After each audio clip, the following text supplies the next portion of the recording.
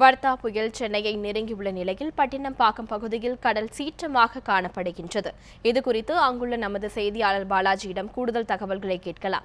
பாலாஜி, பட்டினப்பாக்கம் பகுதியில் கடல் சீற்றம் எந்த அளவுக்கு இருக்கு? அந்த பகுதி மக்களின் பாதுகாப்புக்காக என்னென்ன முன்னேற்பாடுகள் செய்யப்பட்டிருக்காங்க? வணக்கம் ஷர்மிளா. அதாவது தற்போது நான் இருக்கக்கூடிய இந்த பகுதி சென்னை பட்டினப்பாக்கம் கடல் பகுதியில் இருக்கிறேன். இங்கே வந்து பார்த்தீங்கன்னா காற்றின் வேகம் சுமார் 50 கிலோமீட்டர் அளவிற்கு இருக்கக்கூடும். காரணம், நீங்கள் எனக்கு பின்பகுதியில் இருக்கக்கூடிய அந்த தென்னை மரங்களுடைய அந்த காற்று அசையக்கூடிய அந்த இது பார்த்தீங்கன்னாலே உங்களுக்கு தெரியும். காற்றின் வேகம் அதிகமாகவே இருக்கிறது.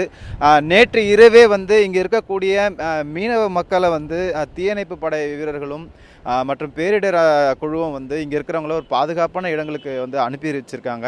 அது மட்டும் இல்லாமல் மீனவர்கள் யாரும் கடலுக்குள் செல்ல வேண்டாம் என்று வானிலை ஆய்வு மையம் 2 நாட்களுக்கு அவங்களுக்கு எச்சரிக்கை கொடுத்திருக்கிறதுனால மீனவர்கள் யாரும் தற்பொழுது கடலுக்குள் செல்லாமல் அவர்களுடைய படகுகளை வந்து கரையோரமாக வைத்திருக்கிறார்கள்.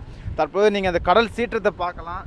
கிட்டத்தட்ட 1 மீட்டர் நேற்றே வானிலை ஆய்வு மையம் பாலச்சந்திரா அவர்கள் தெரிவிச்சிருந்தார். 1 மீட்டர் அளவுக்கு வந்து அதாவது அலையின் அந்த இது கோரமான இது நீங்கள் பார்க்க முடியும் என்று சொல்லியிருந்தார். மெரினா கடற்கரையில் பெரும்பாலான இடங்களில் யாரும் அனுமதிக்கப்படலை.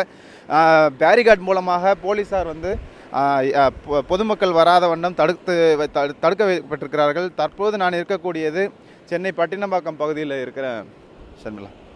பாலாஜி, கடல் சீற்றம் தொடர்பான உங்களுடைய கூடுதல் தகவல்களுக்கு நன்றி.